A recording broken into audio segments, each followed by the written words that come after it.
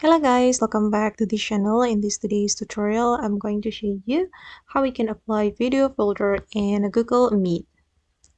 Okay, let's get into it guys. I have opened my Google Meet and I'm going to show you how we can apply folder to our video.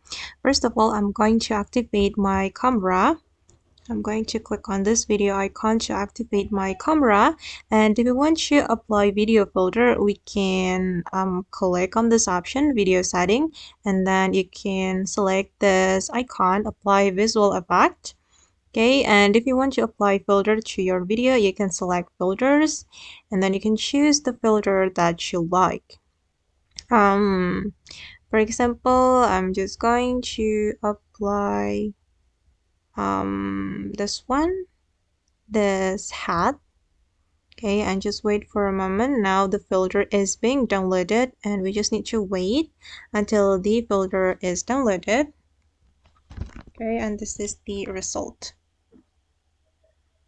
Okay, and you just need to choose the filter you want to apply, and then you can tap on the filter and the filter will be automatically added to your video. Okay guys, and that's all the way to apply video folder in Google Meet. I hope this tutorial will be useful for you. Thank you so much for watching and see you in the next video.